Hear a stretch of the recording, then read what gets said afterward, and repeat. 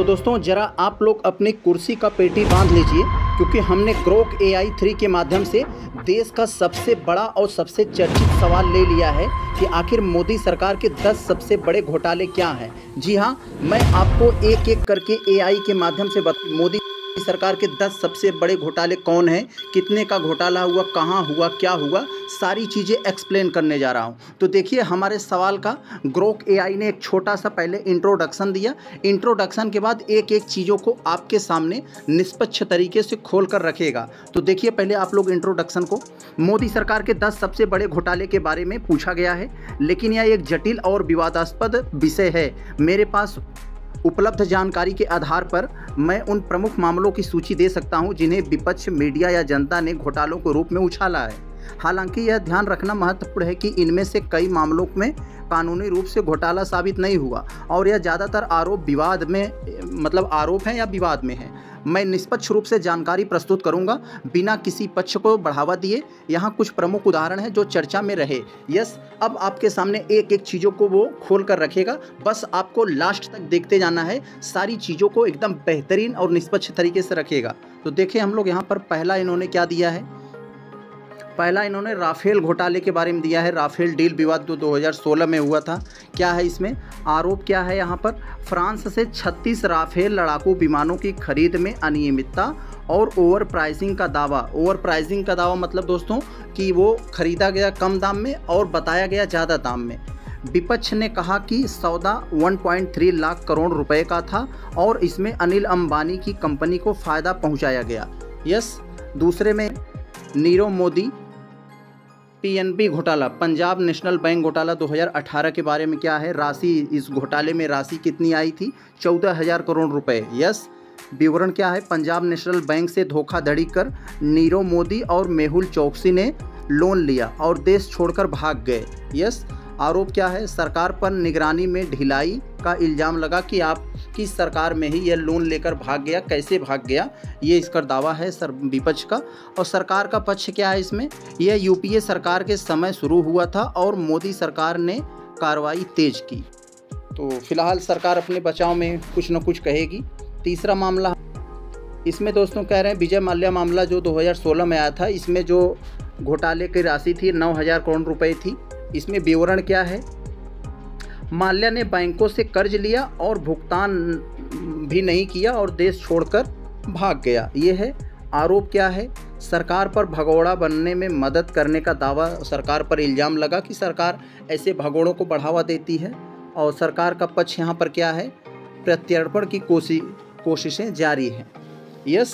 चौथे वाले में क्या है? यहाँ पर चौथे पॉइंट में इन्होंने अदानी ग्रुप विवाद जो 2023 में हुआ है, इसमें दिया है। क्या है आरोप? क्या है? हिंडनबर्ग रिपोर्ट में अदानी ग्रुप पर स्टॉक हेरफेर और धोखाधड़ी का इल्ज़ाम, जिसे 150 बिलियन डॉलर का नुकसान हुआ। विपक्ष ने सरकार पर अदानी को संरक्षण देने का आरोप लगाया। सरकार का पक्ष इसमें क्या था कि यह कॉरपोरेट का मामला है, सरकार का यह कोई लेना देना नहीं है। आगे देखते हैं हम लोग पाँचवें वाले में आपको देखिए इलेक्टोरल बॉन्ड से संबंधित है। 2024 वाले में विवरण क्या है? इसमें राजनीतिक चंदे के लिए इलेक्टोरल बॉन्ड योजना को अपारदर्शी बताया गया। विपक्ष का दावा है कि इसे सत्तारूढ़ पार्टी को फायदा हुआ। सरकार क्या कही इसमें कि यह भ्रष्टाचार को कम करने के लिए पहल है। छठवां देखते हैं हम लोग। छठे में क्या है? ये क्या है? PM cares fund. आप लोग जानते हैं कोरोना काल में मोदी जी ने कहा कि हमें वैक्सीन बनाने के लिए आप लोग इसमें जितना सहयोग कर सकते हैं कीजिए। तो ये PM केयर्स फंड था, 2020 में आया था। आरोप क्या है इसमें? कोविड-19 के लिए बनाए गए इस फंड की पारदर्शिता पर सवाल। ऑडिट न होने का दावा, यानी इस पर कुछ पता ही नहीं चला कितना पैसा आया, कहाँ गया, इस पर कोई जो है पारदर्शी बात नहीं आई। यहाँ पर सरकार ने क्या कहा? यह एक निजी फंड है, RTI के दायरे में नहीं आता है। सातवें वाले में देखते हैं हम लोग। सातवें वाले में क्या है? यहाँ व्यापम घोटाला 2013 से 15 के तक है, लेकिन बाद में भी चर्चा में रहा। क्या है ये? राशि कितनी थी इसकी? अनुमानित 15,000 करोड़। विवरण क्या है? मध्य प्रदेश में भर्ती और प्रवेश परीक्षा में धांधली। आरोप क्या है? केंद्र सरकार की चुप्पी पर सवाल उठा। सरकार का पक्ष है कि यह राज्य का मामला है, यानी यह केंद्र का नहीं है, यह राज्य का मामला है। 8वां हम लोग देखते हैं, 8वें में क्या लिखा इन्होंने, GSPC घोटाला, गुजरात स्टेट पेट्रोलियम कॉरपोरेशन। इसमें क्या है देखते हैं, राशि जो है वो 25,000 करोड़ रुपए की है। विवरण क्या है, नरेंद्र मोदी गुजरात के सीएम रहते हुए यह कथित अनियमितता पाई गई। आरोप क्या है, विपक्ष ने इसे राष्ट्रीय स्तर पर उठाया। सरकार का इसमें पक्ष है कि कोई ठोस सबूत नहीं है। आगे अगर हम लोग देखें 90 वाले में, तो 90 वाले में यहाँ पर दिया है ABG शिपयार्ड घोटाला 2022, राशि 22,800 करोड़ रुपए। विवरण इसमें क्या है, 28 बैंकों के साथ धोखाधड़ी। आरोप क्या है, सरकार पर निगरानी में लापरवाही का इल्ज़ाम, और सरकार ने कहा कि बैंकों ने जल्द कार्रवाई की। आगे देखते हैं हम लोग 10वें में क्या लिखा है। 10वें के बाद यहाँ पर आपको एक नोट में भी कुछ अच्छी बात बताई जाएगी। आरोप इसमें लिखा है कि विपक्ष ने इसे आर्थिक घोटाला कहा। दावा किया कि 8 लाख करोड़ रुपए की अर्थव्यवस्था प्रभावित हुई है। सरकार का पक्ष इसमें था कि काले धन और आतंकवाद पर रोकने के लिए यह जरूरी है, नोटबंदी के मामले में।